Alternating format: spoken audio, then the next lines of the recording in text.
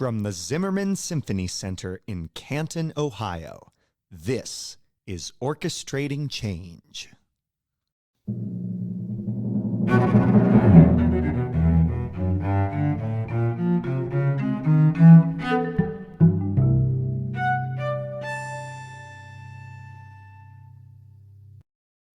I'm Matthew Jenkins Yarashevitz, Associate Conductor of the Canton Symphony Orchestra. And I'm Rachel Hagemeyer, Manager of Education and Community Engagement.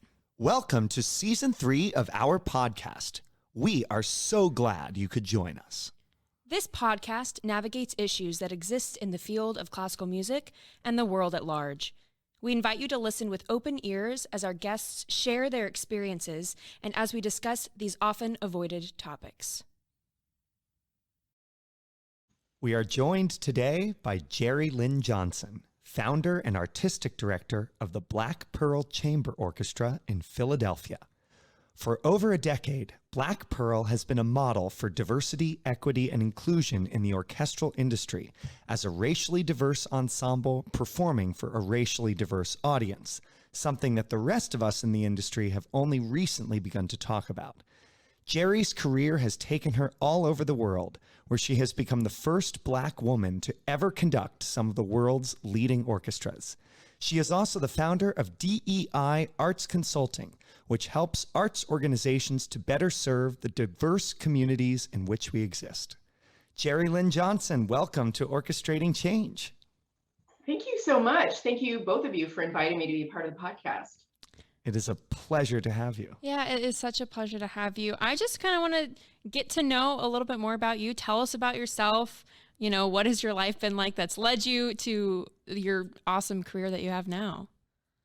I think whenever you ask any conductor that, you get, as many different answers as there are conductors. I think people think there's like one path to doing this. And I think we all find our own way to and through the podium to our careers. And I'm a pianist by training. I started piano when I was 4 and just, loved it. I originally played by ear, and it was very hard for my teacher to get me to learn to read music because I could hear things and pick it up so quickly. Those of you who are, play by ear can empathize. Right. And then I was very fortunate. I had some wonderful friends of my family, my parents, who took me to my first orchestra concert. And I will never forget it. At age 7, it was the Minnesota Orchestra, and it was Neville Mariner, who was music director at the time. And it was some Beethoven symphony. I don't exactly remember which one, but I just was in love with what I was seeing on stage, what I was hearing. And my young eyes kind of, told me, okay, I don't see a piano on this stage. So if I want to make this music myself, I guess I have to do what the person on the stage is doing. And that's the person who's conducting all of the other instruments that are making the music. And so that was why I wanted to become a conductor, is seeing that. And I was fortunate enough to be able to conduct my college orchestra at Wellesley and study a bit there.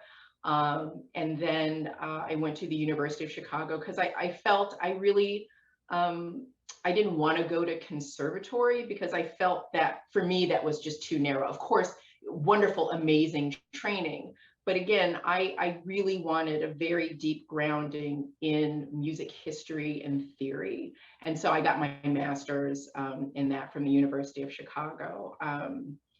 And I think that has stood me in good stead. And so again, lots of people go to conservatories, they become assistant conductors and then associate, and there's the ranks that people go up. Some people have a solo career on their instrument and then come around to conducting as another love of music making that they have. And so mine was a little less traditional. In graduate school, I would offer my services for free for all of the composers who were there at the music department.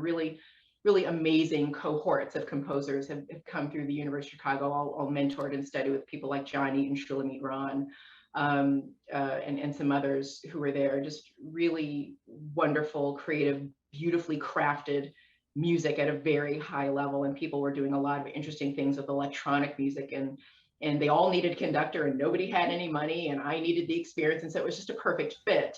And so I got to, unlike most conductors, I think I kind of developed my chops, not on Mozart and Beethoven and Brahms and Bach, but on contemporary music, on mixed meters and quarter tones and the aleatoric music and chants and graphic notation and all these kinds of things. And it was just a wonderful experience because it taught me as a conductor to not rely on either MIDI or on recordings to learn scores. It really forces you, when there are no recordings, when there is no MIDI, it forces you to really sit down with the music and learn it line by line, instrument by instrument, and put that score together. It also forces you to learn very quickly how to read music off the page and get a sense for the entire scope and structure of a piece.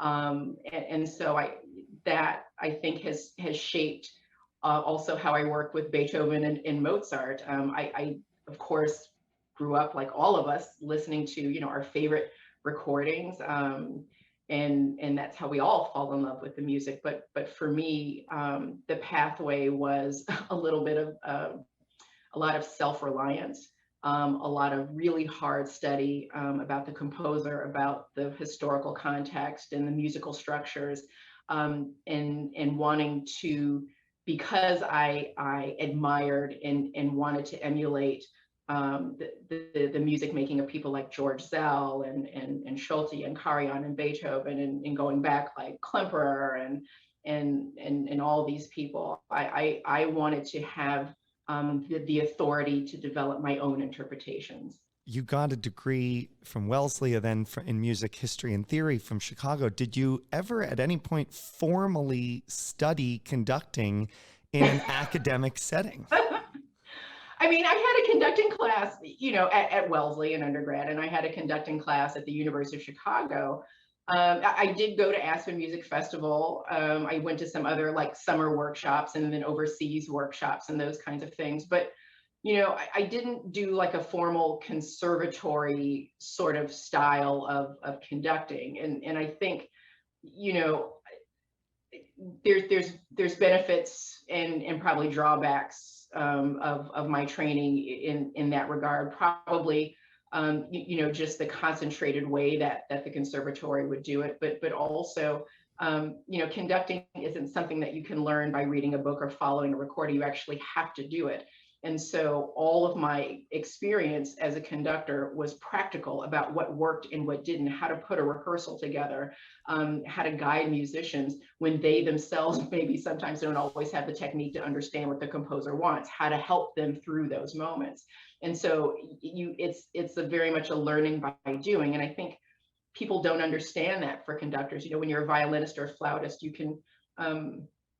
can practice all you want on your instrument. And so by the time you're 21, you can amass thousands and thousands and thousands of hours on your instrument. Whereas a conductor, our instrument is a group of 80 people. And so to the extent that you can get 80 people in a room is the extent to which you can actually practice your music making. So, I think for all the conservatory training, unless you're getting tons and tons and tons of podium time, there's really only one way to learn conducting, and that's to do it. Of course. And I, of course, definitely can agree with you from experience. I know you can, yeah. Now, you thought about being a conductor from a young age. And to any young person, the world is this idealistic place. But at what point did you first realize the musicians on the stage and the conductors I see on the podium don't look like me? Oh, I mean, I always knew that. I mean, I'm not blind. I mean, I could see them. Yeah. That's not. But it wasn't something that deterred me or made me think I can't do this. And part of that is weirdly probably a function of my upbringing. We moved a lot with my dad's job. And so I think part of that unmooring from my peers on a regular basis, I had no sense of like societal norms or what was expected of me, or kind of having to comply with other people's expectations. because there weren't any. We were moving like every year or every 2 years. And so it was always me making up rules wherever I was. And so it just didn't occur to me that because I didn't see anyone who looked like me, that was any kind of barrier or any kind of problem. I wanted to do music. And oddly, because we moved so much, music was the one constant that I had. It was something that no one could ever take me away from me, and that would never leave me, and could go with me wherever I went. So I was very bonded, I think, with music for that reason. Yeah, I think it's interesting because you said I wasn't blind, like I could definitely see there were differences. And because of that, you've been like the first, we kind of mentioned it in the intro, you've been the first, Black woman to do a lot of things before you at conducting wise.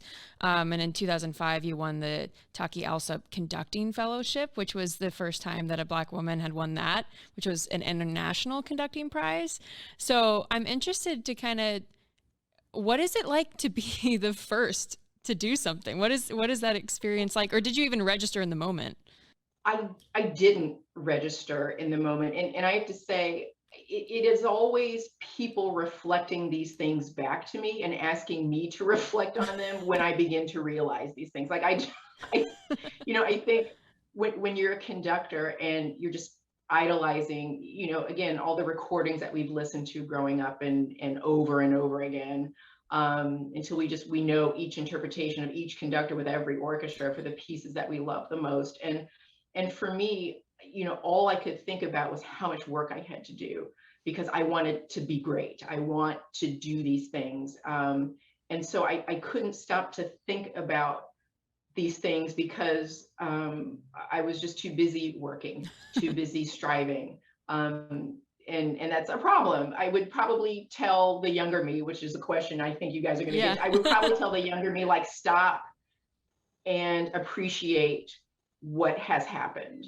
Drink it in and acknowledge it. And I have to remind myself of that even to this day.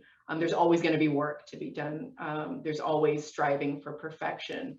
But to give yourself pause and that positive energy to drink it all in and create a perspective for yourself that will guide you through both the wonderful moments as well as the difficult ones. So they sometimes express shock and awe about these details. And, through their shock and awe, I'm like, yeah, that is pretty weird that like, why did that take so long? And I suppose, I'm proud of things that I've done. I don't hold myself in some special regard of, I'm the first and these kinds of things, because there will be so many others. That's a really cool way to think about that. Yeah. So you mentioned that you didn't think much when you were younger about, well, I don't see anybody like me up there, but that doesn't mean I can't do this. However, once you actually got into the profession, have you found difficulties with the fact that you are a Black woman conductor? Yes, I think, and again, these are all, most of these difficulties stem from other people's problems with me being an African-American conductor. And so I'm always having to manage other people's difficulties with this, which creates a lot of exhaustion on my part, because these are not things that I am burdened with. I used to get the question all the time, what is it like being a Black woman conductor? I don't know. I've never been an Asian male conductor, so I have nothing to compare it to. Yeah. So what is it like? It's just life. It's just me. It's just what I do. And so the issues for me have, like I said, been managing other people's issues with me. One of the reasons I started Black Pearl was because an orchestra had told me as a finalist for the music director position that I did not look like what their audience expected the conductor to look like, which is why they couldn't hire me. And so that's what I mean. It's been other people's problems with me as an African-American woman that I have had to negotiate in order to simply do my job. I don't believe audiences have as hard a time with that as perhaps people in the industry have a hard time with it. And then those people in the industry are projecting those problems, I think, onto the audience. And I think that's an argument that can be made for a lot of things like contemporary music, like doing a lot of these things that they think, oh, our audience will never go for that. Well, have you tried it? Have you done it? Like, maybe they would be more willing and interested in this. And then audiences change over time and people's interests change over time. And so orchestras, I think, would do well to adapt to the contemporary societal norms in which they find themselves. Making the audience the scapegoat for our own misconceptions in the industry. That's really interesting. Would you say that it's mainly management at the management and board level, as opposed to actual musicians in the orchestra, that where you've found the most difficulty? Oh, look, so let me be clear. That was a pretty isolated example. And I can say that because it was so unusual that this person was honest with me about that. Because obviously discriminating against someone on the basis of race and gender is illegal. So the fact that he trusted me with that information was it was very painful to hear at the time, but also incredibly insightful. And so I don't know where the problems always lie in orchestras. I think there's a combination of factors that people need to acknowledge. There is no magic bullet for these things. And so I can't say, oh, board and management are always, the people kind of behind the ball on this. There's a number of factors that go into how these decisions get made, why these decisions get made, who is making these decisions, that could stand to be really examined and addressed. So no, I can't lay this at any one party's feet. It's really, we are all participating in this system. And I mean, all of us. Along that train of thought of, change needs to happen in the industry, you've seen it need to happen. You went and created your own orchestra. You created Black Pearl Chamber Orchestra. And I'm wondering, can you tell us a little bit about this ensemble and what led you to create it and what was actually the push behind its creation? Sure. Well, that story that I just told you about the orchestra saying to me that you don't look like what our audience expects the conductor to look like, that was, I think, the seminal moment that basically shifted my perspective on who I was and what I was doing and why I was doing it. I had just assumed that, look, I've conducted youth orchestras, community orchestras, professional chamber orchestras, professional chamber operas, light opera. I've done all kinds of, professional orchestras around the world. I've done a lot at a pretty high level. And none of that mattered because I was a Black woman. And that realization shifted my perspective on, if I work really hard, if I'm very cooperative and I do a good job and I'm a good team player and I'm a good leader and I care about my musicians and I'm a good worker, that will get me ahead in the industry. And what that told me is that it really didn't matter the quality of my work in the industry. It was basically, what did I look like? Was I sellable as people's stereotype of what a conductor should look like? And so I started Black Pearl because of that, and was very conscientious about the fact that the orchestra would be a model and a working experiment in addressing these issues. We are based in Philadelphia. And so we are in a sweet spot, if you will, of training the world's greatest musicians. I thought, what better place to combat the idea that diversity and artistic excellence are inversely related than here in Philadelphia. And so all of my musicians have either taught at or graduated from Curtis, Juilliard, one of those 3 or more institutions, and are currently either doing so as well. oh, they were all graduated, and they're nobody's students. And they are from all over the world, backgrounds and ethnicities. We have Chinese American, Korean American, Japanese American, a number of South American countries, and Latin American countries, various European ethnicities, and African Americans and Afro-Caribbeans, people really from all over. I thought that was important for two reasons. One is, in the Northeast corridor, it's just a very diverse part of the country. And so I felt if we were going to build new audiences for classical music, which is one of the things that many organizations struggle with, the best way to do that was to show that diversity in the orchestra.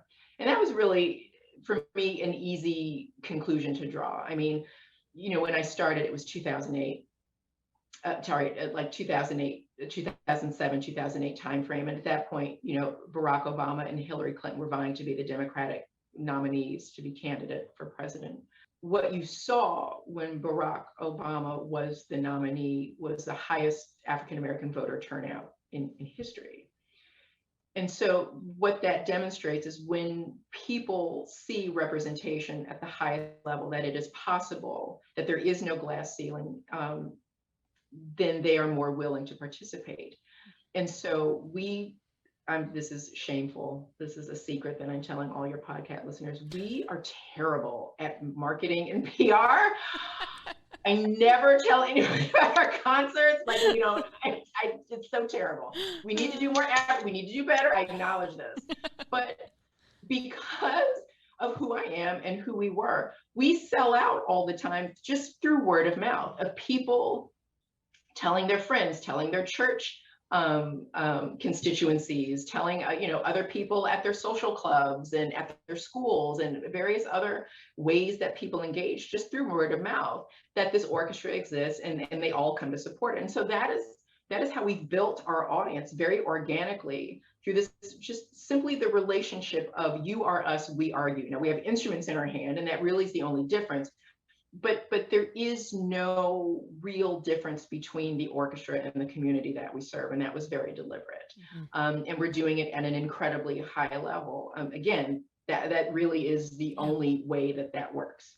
I wish there were other ways, but if you want a loyal, a dedicated, reciprocal relationship with diverse audiences, there has to be genuine inclusion and belonging at every level of the organization. Otherwise, it's just window dressing, and they will see through it.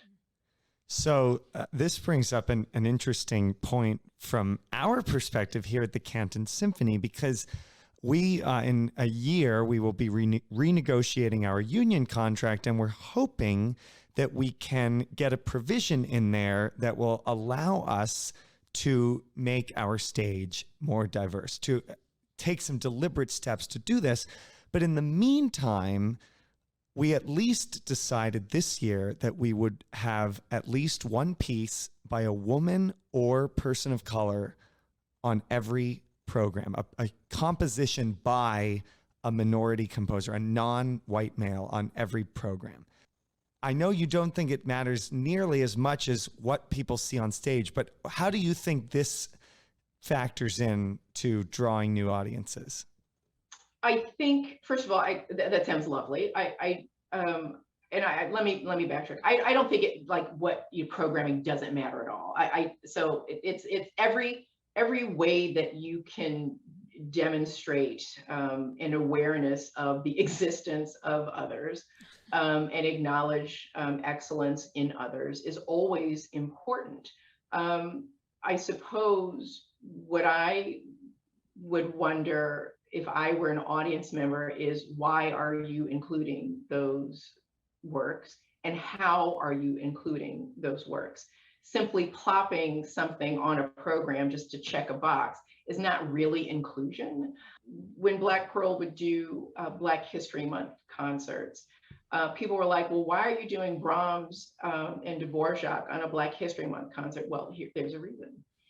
we were really telling the story about Henry Thacker Burley, who is a gentleman out of Erie, Pennsylvania, who, which I suppose we could call sort of an ethnomusicologist, if you want to put that label, back in the day. That's not what they call themselves, but he collected a lot of Negro spirituals and all these kinds of things. And he had contact with Dvorak while he was in America.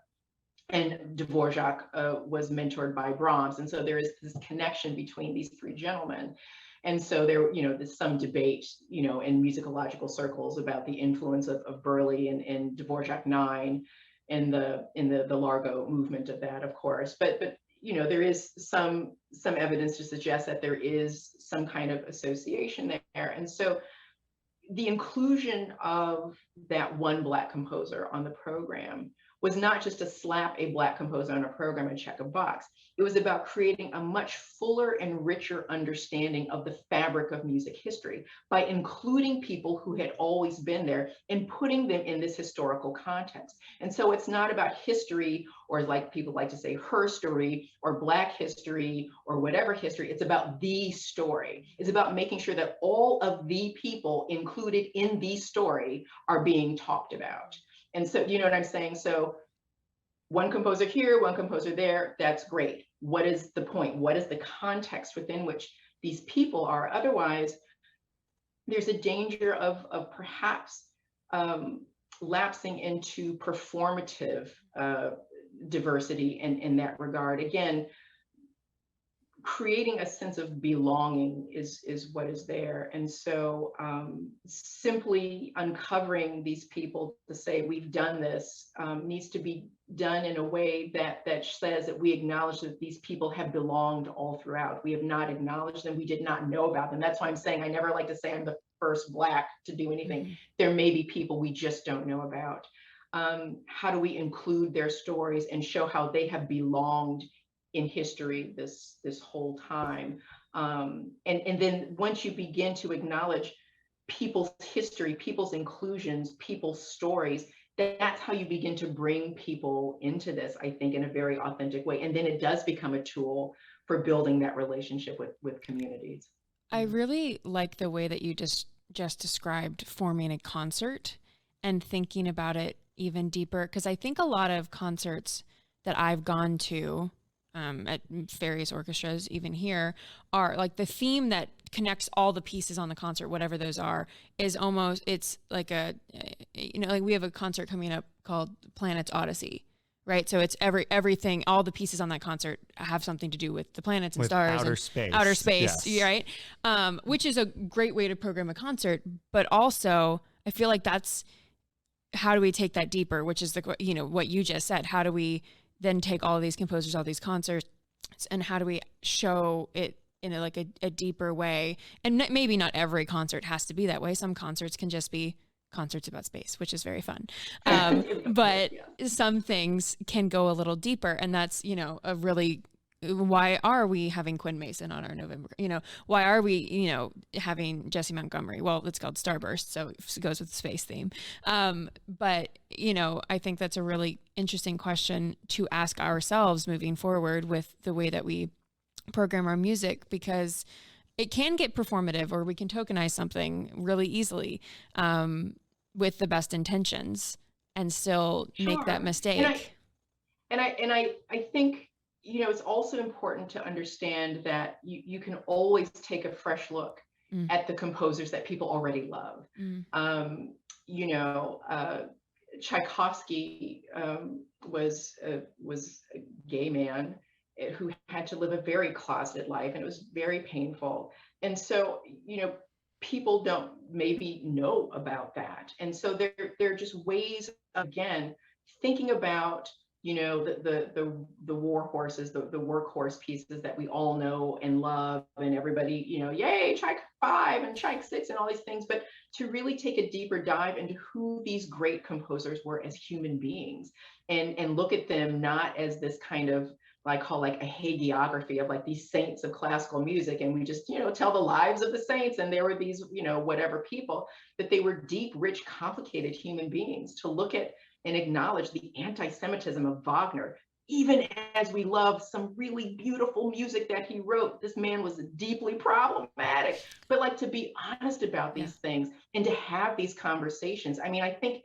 again, diversity, equity, and inclusion means a lot of things, not just about racial inclusion, those kinds of things. Let's include all of this information in the discussion about art, about politics, about who we are as a society. These composers were not separate from that. They themselves did not stand aside from these things. I mean, look at Beethoven 3. Crossed out Napoleon's name when he declared himself emperor, is like, he's horrible, I'm out, so they were themselves very political. And so I think we can include them in these conversations as we are re-examining our artistic and political values at this time. I love that. And you bring up Wagner, which is so funny. It's funny to me now, looking back, as his wedding march and then Mendelssohn's wedding march get used so often, and Mendelssohn was Jewish, and it's just, the irony of that situation always struck me. A lot of times, always struck me. The bride walks into the church to "Here Comes the Bride" and walks out back down the aisle to the Mendelssohn wedding march. But I think it's interesting. We've kind of talked about this a little bit with the way that Black Pearl deals with social justice and racial equity, but it kind of leads in that, and these topics in classical music, and how, besides just these very intentional programs and the diversity on the stage, what other ways do you see your organization talking about social justice and actually being on the forefront of that, specifically in classical music? I think there's lots of ways that art can participate in that discussion actively, in racial and social justice and all these kinds of things. And lots of artists do it in different ways. Some composers write pieces about certain things to raise awareness. So there's all kinds of ways, I think, for art to participate. It becomes a much more difficult conversation with arts institutions. How do institutions participate in that? And so, just Black Pearl's existence as an organization that hires on a regular and ongoing basis artists of color who you don't see working anywhere else becomes an issue of racial equity and justice. The fact that these people are for whatever reasons, not in other orchestras in the region, becomes an issue of racial justice and equity. And where we perform, the way that we perform, the venues in which we perform, unless it's a sponsored event or a specifically public event that someone is presenting us as part of, I don't actually believe in doing concerts for free. A lot of what we do is in the way that we have just kind of melded, or I should say blurred, the lines between the audience and the orchestra. We won our first Night Arts Challenge grant. I think is Night in Canton, or are they in or is it Cincinnati? I know they're in Akron. I believe Night operates in Akron. And so part of the challenge was for organizations and individuals to work very hard to find new donors, new sources of income, to make the sorts of change that these innovative projects were supposed to catalyze into kind of more long-term, sustainable general operating. Now, that's not the way it worked for most organizations, but that is the way that it worked for us, just because as a working model sort of format or business model, we don't have a 52-week season. Everything we do is geared toward this mission of diversity, equity, inclusion, creating new audiences, innovative formats, and those kinds of things. And so this was just kind of how we operated anyway. So our first project that we won for was something called I Conduct. It was just a very simple idea. I took the idea that I don't look like what the audience expects a conductor to look like, and I just decided I was going to make everyone into a conductor. And so we would just go out and take batons. And we would do, I think the first time we did it, we did Beethoven 5 in 4 locations around the city. City Hall, the Mann Center for the Performing Arts. We were the first orchestra to perform at the Barnes Foundation, very honored by that.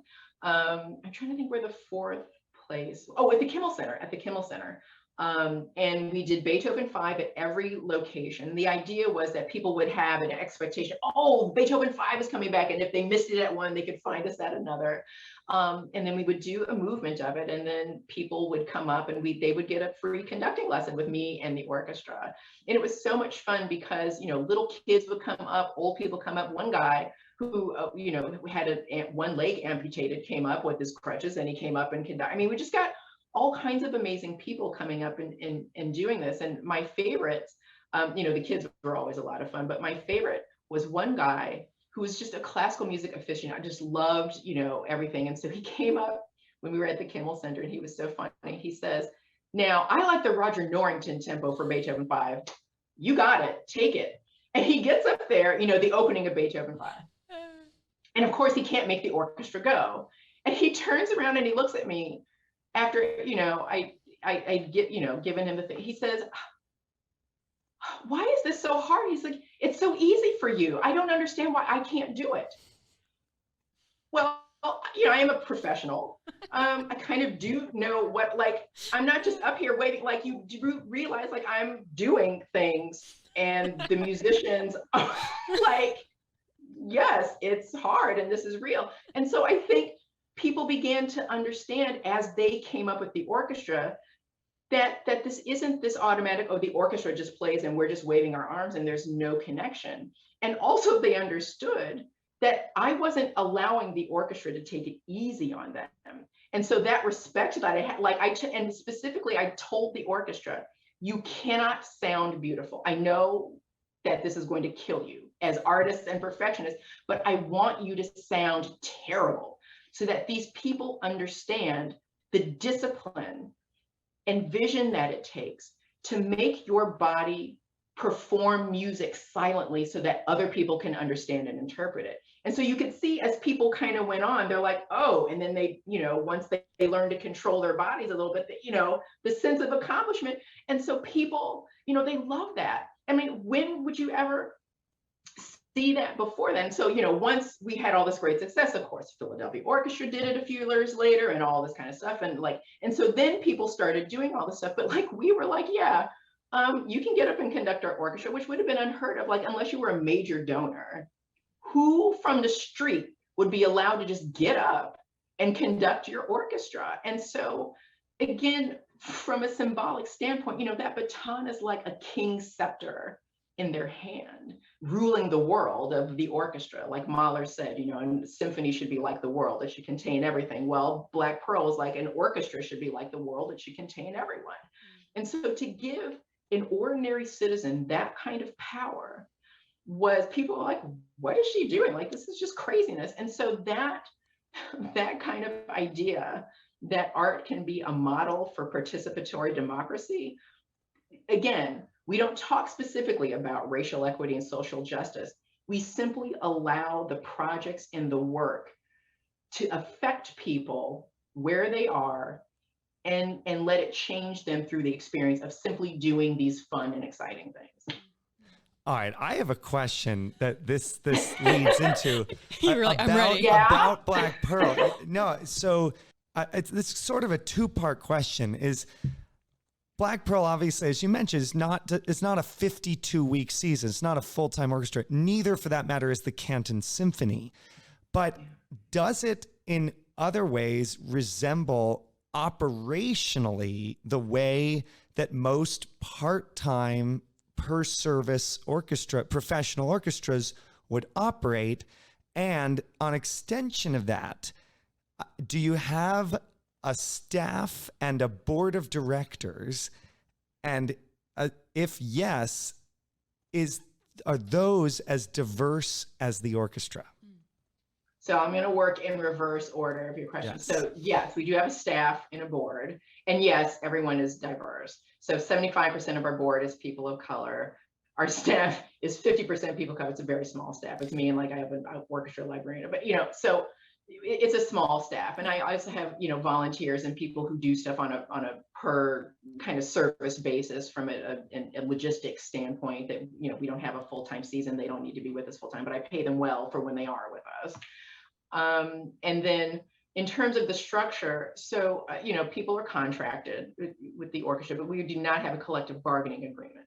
So it affords me certain advantages. So I can hire whomever I want. Mm-hmm. Of course. That As makes I a lot see of sense. fit. Now, something else that's been talked about is Flo Giannani, who is, she works for the United Way of Canton, and she started a program in which she trains people of color to serve on nonprofit boards here in the Canton area. And she said that a common thing that the current boards, the not particularly diverse current boards, assume is that people who don't look like the current board aren't going to be able to make a financial commitment to a board. And I would guess your experience that you can tell all of our listeners is through experience that obviously is not the case.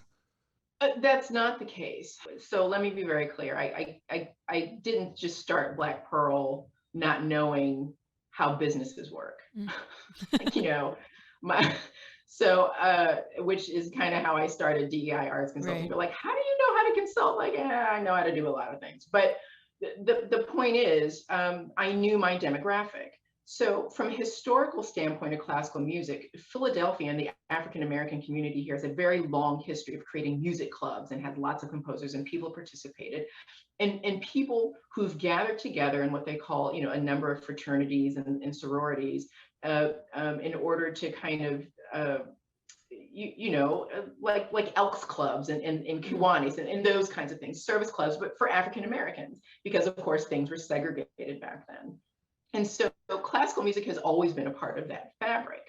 And so when you're in, what is it, the fifth or sixth largest city? I know sometimes Philadelphia slips. It's like fifth or fifth. Anyway, it's in there. It is the top in 5. the top 10, and it's one of 2 cities in the country that has been in the top 10 largest cities at every U.S. census in the country's history. I appreciate that information. Thank you so much. But it's a large and very diverse community with a long history. Again, in the Northeast Corridor, with a long history in our nation's development.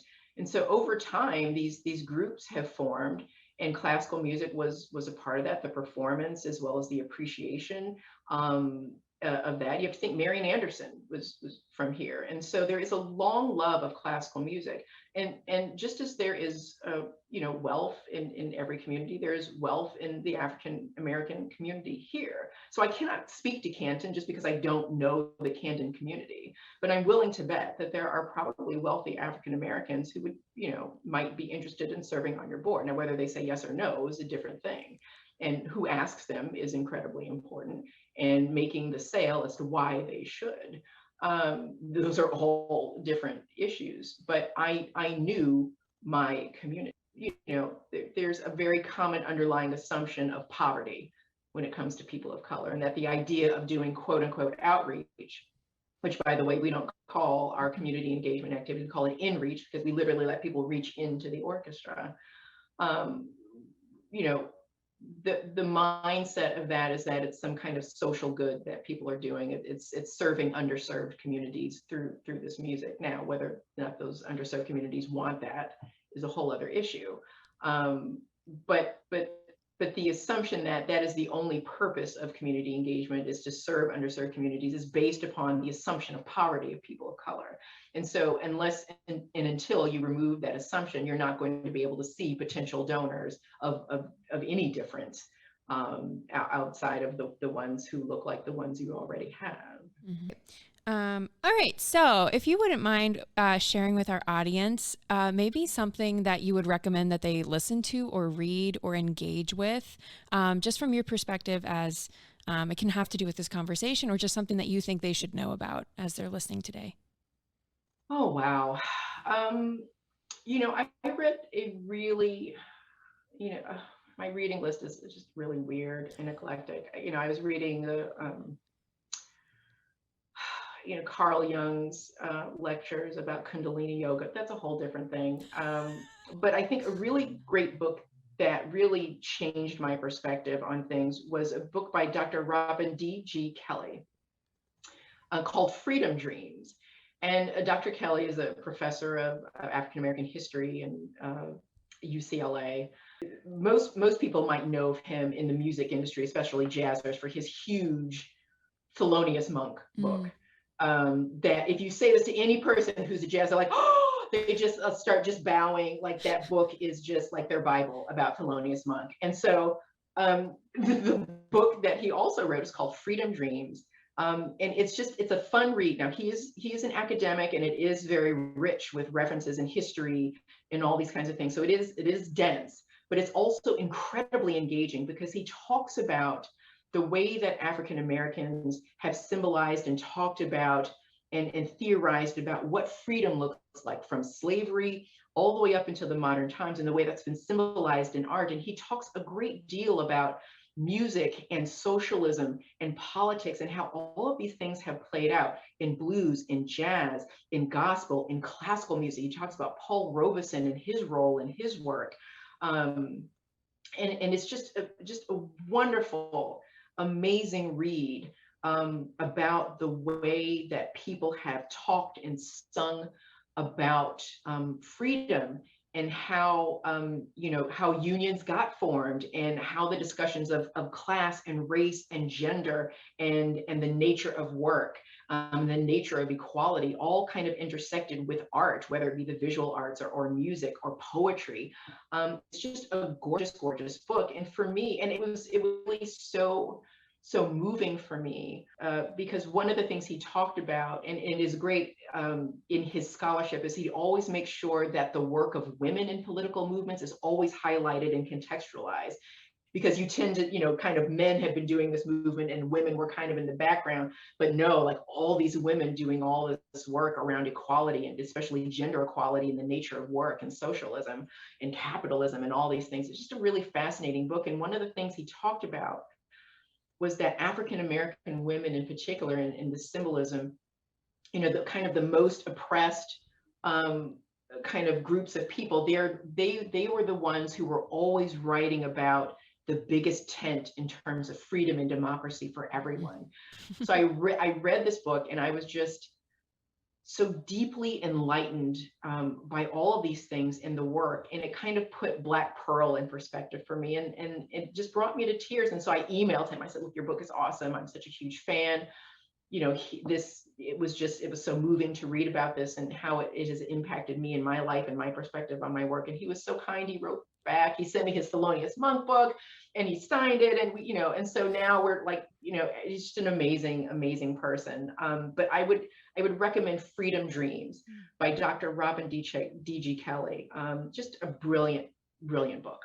So many orchestras now are talking about increasing the diversity on our stages, but the industry standard is the behind the screen audition, which is supposed to prevent us from making decisions on who plays in the orchestra based on what people look like. But we're sort of in a space now where we want to make a deliberate choice to make sure that our stages look more diverse. And these, to me, are totally at odds.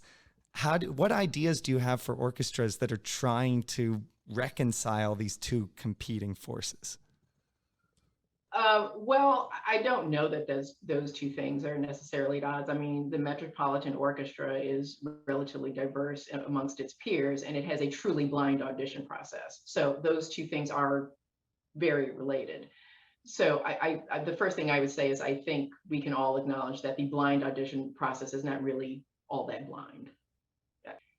I think there's some debate. I think you can look at the article for the panel discussion I did with the League of American Orchestras with Afa Dworkin and a number of other people that talk about it's not as blind as it could be.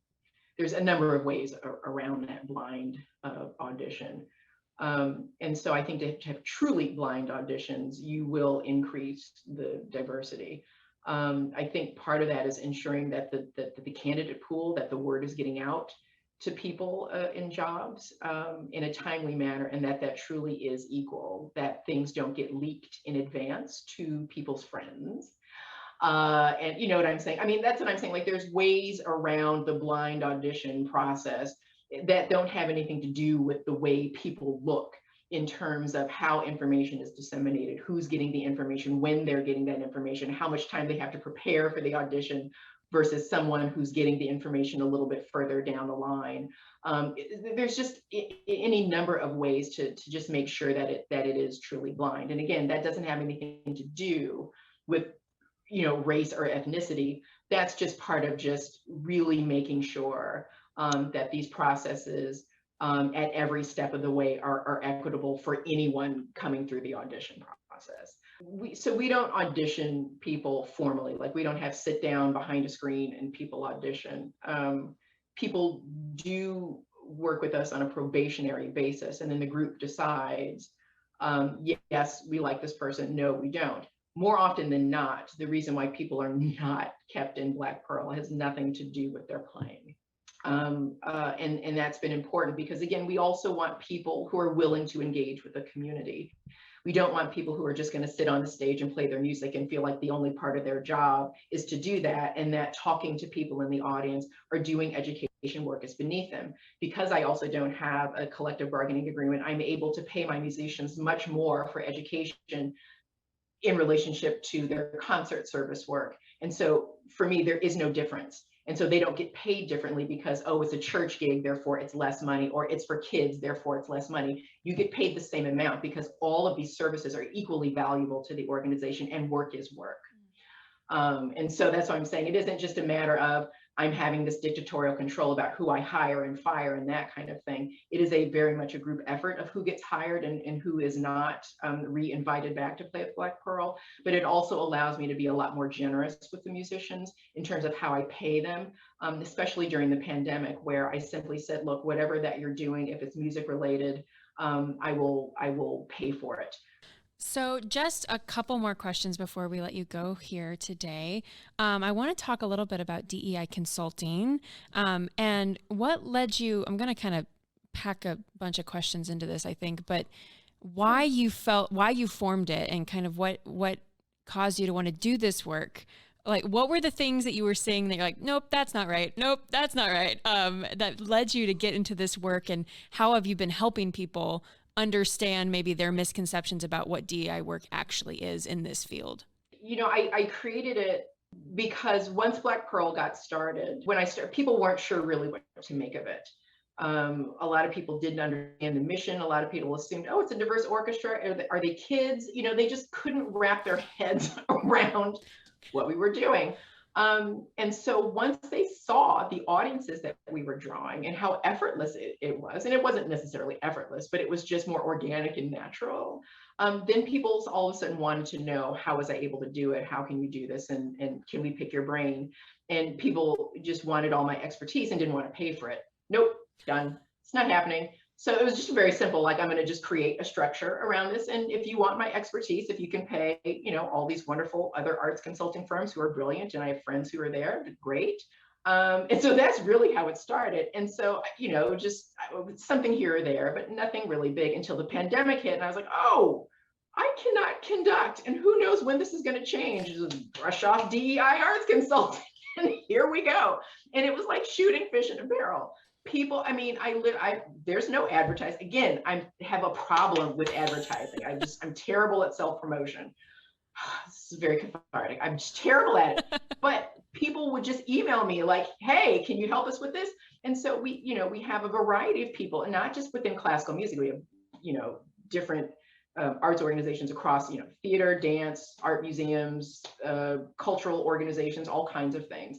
But that's really how it got started. And, I will tell you, one of the things I have to explain to people and that we have to get them to understand is that you have to stop looking at diversity, equity, inclusion as a problem to solve, because that puts you in a particular mindset. Like, this is hard work, this is difficult, this is onerous, this is unpleasant.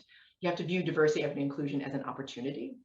And then you're more willing to walk into the changes that need to be made. But if you see this as a problem that needs to be dealt with, it's just like, oh, pulling teeth, and this is hard, and it's going to be painful. And, there's all kinds of painful things in life. But, giving birth is a painful thing, but you get this great baby afterwards. And so, there's pain and then there's pain. So you want this to be the good kind of pain where something beautiful is coming out of it. So, Jeri, we ask all of our guests on this podcast at the end of every episode the same question. Our podcast, of course, is called Orchestrating Change. So, in a nutshell, how do we orchestrate change? I would say conductors need to view themselves within their respective communities, wherever they are, from the standpoint of a higher level of organization. In other words, an orchestra is a collection of people that's led by a conductor. The orchestra, ideally, in that community should function like the conductor in the community to orchestrate diversity, equity, and inclusion in the community. So rather than trying to create it within the organization by sucking resources from the community, they should serve as a convener and a leader and a visionary in creating that, not just for the orchestra, but for the entire community that they serve, using music as the tool to do so. Does that make sense? That's a unique and wonderful answer, I would say. Okay. Amazing. Well, I want to thank you so much. And you mentioned this earlier that you talked with our Orchestrating Change leadership program that last summer, and you've been such a wonderful person to talk to and learn more. And I think anytime I hear you speak, I think about something differently than I did before.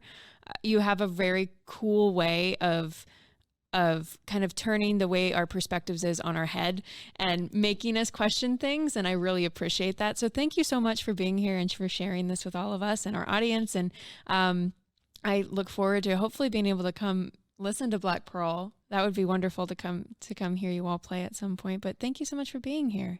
Oh, you're so kind. Thank you very much. Jeri Lynne Johnson, founder and artistic director of the Black Pearl Chamber Orchestra and founder of DEI Arts Consulting. Orchestrating Change is a production of the Canton Symphony Orchestra. Our theme music was composed by Eric Gould and performed by Derek Snyder and Tim Adams. Our audio engineer and mixer is Nathan Maslick, with video and audio editing by Shoreline Media. Thank you for listening, and see you next time.